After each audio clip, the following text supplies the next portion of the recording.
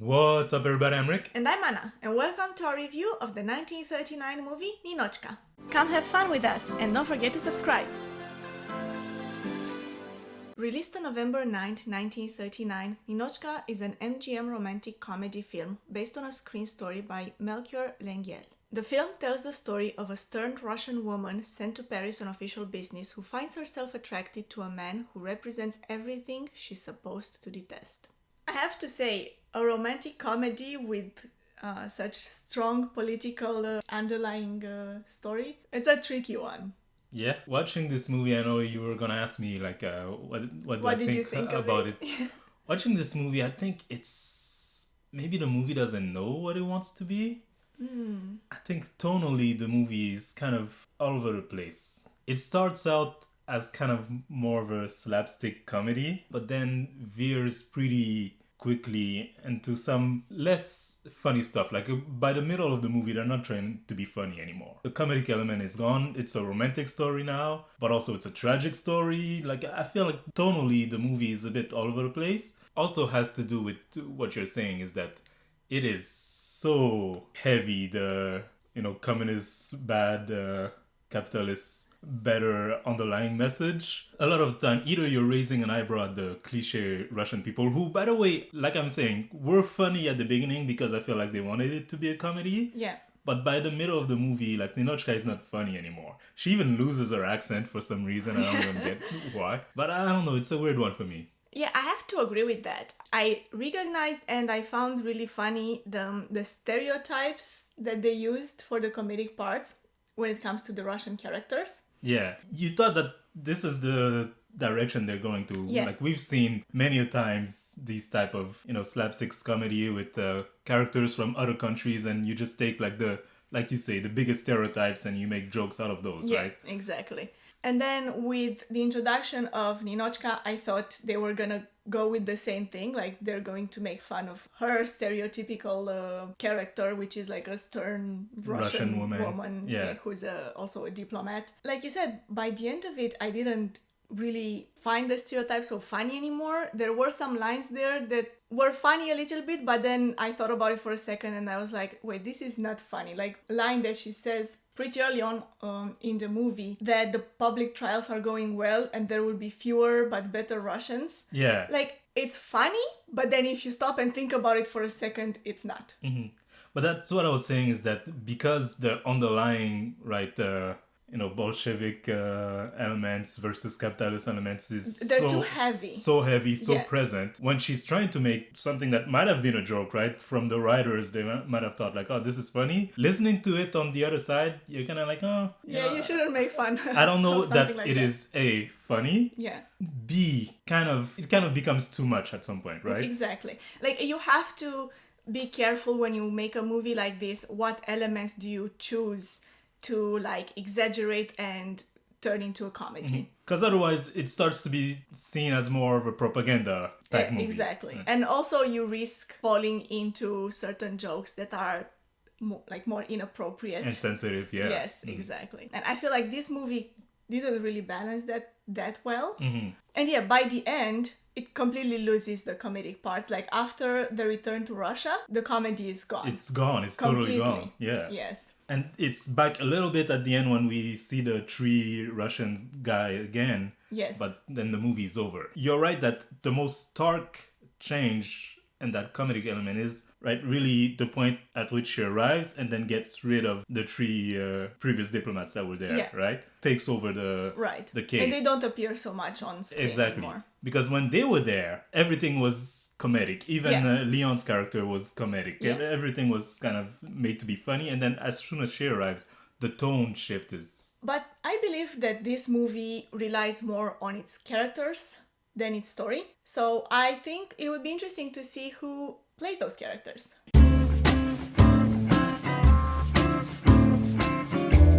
First off, the movie was directed by Ernest Lubitsch, whom we know of, we've heard of, because he's also the director of The Patriot, The Love Parade, The Smiling Lieutenant, and 1 Hour With You. Likes making movies based in Europe. He does, but also if you think about most of the movies on this list, except for The Patriot, a lot of movies with comedic elements.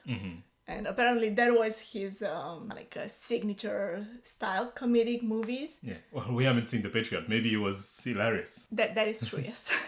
However, and we did talk a little bit about the comedy of this movie in the previous section, but also the movie critics, more modern movie critics, have criticized this movie for lacking the usual subtleness that Lubitsch gives its film. Yeah. Into like subtle comedy. This movie was everything but subtle. And the movie stars Greta Garbo as Nina Ivanova, Ninotchka Yakushova, whom we've seen before in the movie Grand Hotel. It's a mouthful of a name.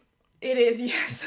Also, very different character that she plays here compared to the only other one that we have seen her in, Grand Hotel. Wouldn't you say so? Yeah, definitely. But I think, it's this role in particular would be very different from any role anyone has played, right? I feel like she had either was directed to play it like this, or had an idea like, oh, this is how I should play it for maximum efficiency to showcase that stern Russian woman. So with the accent, with the way of talking that is very robotic, direct and on point, Again, that she kind of loses as the movie goes on. The accent is less and less, and she talks more and more normally, which maybe is what they were going for. But I feel like 2 weeks is not enough for anyone to lose these habits. So, in order to portray her stern Russian woman character accurately, Garbo did not wear makeup in any of the scenes in which she's supposed to play like that. And then later on,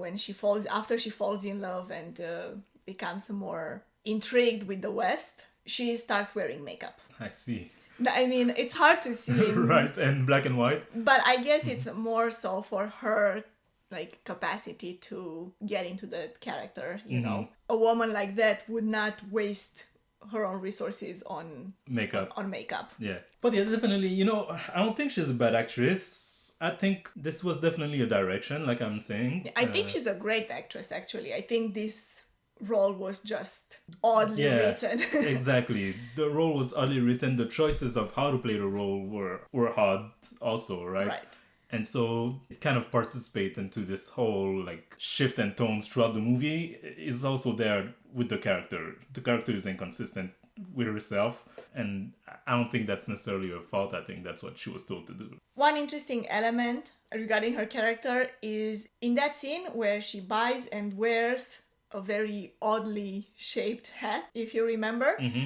The hat was apparently designed by Greta Garbo herself. The character was right. The hat's ugly. Yes. The hat was a mistake. However, I feel like it's a good touch. It's a good element because if you think about it, this is a woman, Ninotchka, who would only put values on things based on their utility and necessity. And so when she does eventually give in to the charms of the West and, falling in love with the Count, she would find something unnecessarily oddly shaped and really with no actual purpose interesting. It doesn't actually cover your head. Right? Exactly.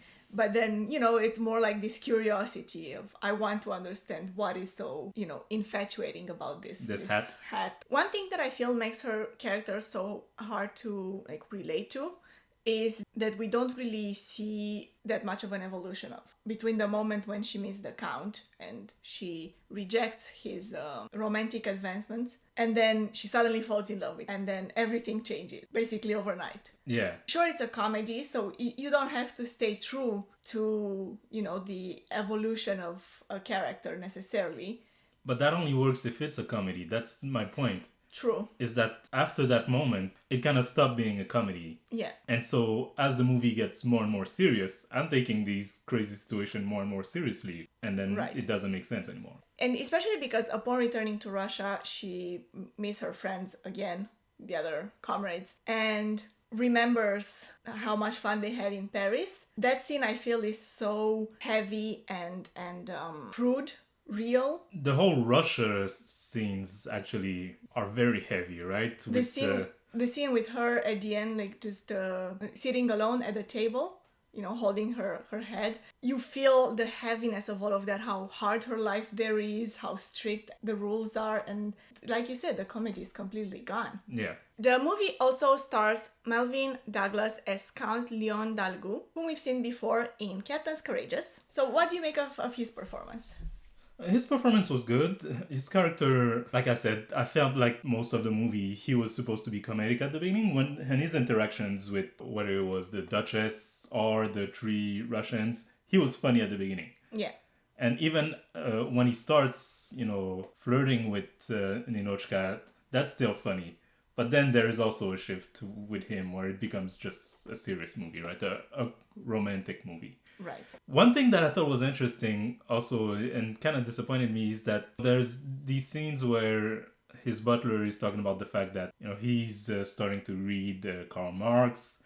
He's starting to talk to the butler about the working people. And wouldn't you like to be free, to be equal? To be equal, the revolution, etc. And so I thought that there was going to be some kind of exchange, right, between the two of them, between Ninotchka and him. That she starts to see that, the West is not all she thought it was, right? It's not all bad. And he starts to see that, hey, maybe my life as a count who has no real job, really. Right, who does nothing. Not even money, because he doesn't pay his butler. The butler says, you haven't paid me in 2 months, right? Right. He's just going off of his title because he's part of this old aristocrat class, right? Maybe that's not also, the best way. The best way, right? That there was something to learn from each other somewhere, right? But that goes out of the window very quickly, right? He doesn't really talk about afterward, while she just embraces everything about Western society. Yeah. And thinking back on it, I think you can pinpoint exactly the moment when the movie as a whole, but also the characters, have this shift from comedic towards being more serious and a dramatic romantic movie, which is the moment when they're together in his apartment. He receives the phone call and they realize who each other is. And I thought by itself the scene was very well played. I really liked it, but yet the influence that it has on the movies. I would argue that it's after that, right? Because they still meet and they still joke around, right? When they're in that small dinner place where he falls on his chair. It's still trying to be some type of yes, but I feel like at that point the comedy doesn't work. It doesn't work, but they're still. I feel like they were still trying there. Yeah. I think after the fancy dinner. Right. Yes. Right. That to me, like that's when it started to become heavy. Right? Right. They both get drunk and it's kind of getting depressing. The movie also stars Sig Ruman as Iranov, Felix Breset as Bulyanov, and Alexander Granach as Kopalsky. The three Russian diplomats, what are they? I don't know. Special envoy. Yes, special envoy, who go to Paris to sell the jewels, and they are the first characters that we're introduced to. I thought, it would be interesting to talk about the three of them as a group because they work so well together. I find it the best comedic element of the whole movie is the three of them. I thought the movie was going to be the three of them. Yeah. Quite frankly. And that they get sidelined so much is kind of disappointing because to me they're the best part of the movie. I feel like also the political jokes that they tell, that their characters have, translate much better as comedy than whatever Ninotchka's lines are that are trying to be comedic. But it's also because of the way she delivers it, right? While they are more of the slapstick kind of comedy, right? The Three Stooges. So an interesting element about these characters is that they were not randomly chosen, these three actors. They were chosen based on their appearance, and they clearly resemble actual historical Soviet characters, revolutionaries. So I think for people who know history or the history of the Russian Revolution in more detail and might recognize these characters, it has that element of subtlety that we are talking about that is kind of lacking throughout the movie. I think it comes as no surprise that the movie was banned in the Soviet Union and its satellite states. One interesting thing though is that MGM wanted to re-release the movie later during the war, the Second World War, but because by that point the Soviet Union was an ally to the West, they decided to postpone the re-release until after the war. Despite the criticism that is being brought to the comedy of this movie, it is still considered a classic. In 1955, a Broadway musical adaptation was made called Silk Stockings, and in 1957, a movie version based on that Broadway musical was also made. So it was remade a few times. In 1990, Ninotchka was selected for preservation in the United States National Film Registry by the Library of Congress as being culturally, aesthetically, or historically significant. And the movie received 4 Academy Awards nominations. First off, Best Picture, which is why we have watched it. Best Actress in a Leading Role for Greta Garbo. That's not one I would have voted for. As I said, I find her role bizarre, but her interpretation quite interesting. So yeah, I don't know. I would be on the fence for that. Best Writing Screenplay for Charles Brackett, Walter Reich, and Bill Wilder. And Best Writing Original Story for Melchior Lengel. One interesting thing here though, would you like to hear the story on which the movie was based? Sure. Well, here I have it. Russian girl saturated with Bolshevist ideals goes to fearful capitalistic, monopolistic Paris. She meets romance and has an uproarious good time. Capitalism, not so bad after all. That's pretty much the movie, right? That is the movie, that is the story that got Melchior A nomination. Lengel a nomination. All it takes is one good idea. Capitalism, not so bad after all. So that is about everything that I had to say about the movie. Is there anything in particular that you would like to talk about? No, I think we've went around the subject, right? And even though I feel like the story that it's based on seems pretty clear, right? And I think it's maybe an execution, then they didn't know, like, okay, based on this 3 lines, which sounds interesting, do we make it a comedy? Do we make it a dramatic movie? Do we make it a political movie? A romantic movie? Yeah. And then they were like, let's do it all. So I think it is now time for us to rank this movie.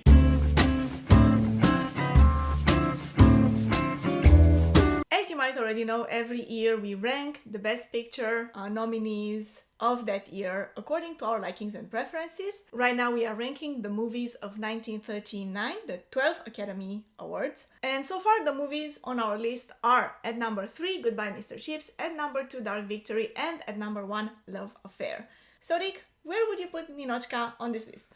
Ninotchka, unsurprisingly, will go at number 4 in my opinion. Yes, I agree. I feel like while an interesting plot, like you said, the delivery is not so good and you are not sure by the end of it if you've watched a comedy, a romance, a tragedy, what is this? A little bit of all of those. A little bit of all of those. And yeah, like the other 3 movies are just more consistent, right? So which makes our new ranking at number 4, Ninotchka, at number 3, Goodbye Mr. Chips, at number 2, Dark Victory, and at number 1, Love Affair. That was it for our review of the 1939 movie Ninotchka. If you have watched this movie, please let us know what you thought about it by commenting in the comment section below, but also by rating it on our website. The link is in the description box below. And we have watched Ninotchka as part of our bucket list goal to watch all the Best Picture nominees from 1927 to 2028.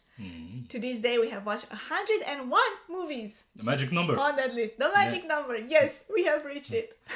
And the next movie we are going to be watching and reviewing is Of Mice and Men. So you can also go ahead and watch that movie and then come back for our next review. And if you don't want to miss that review, don't forget to subscribe to this channel so you will be notified when that review comes. And like this video if you did. Also, don't forget that if you yourself have a goal or a dream that you would like to realize, take that first step. Bye. Bye.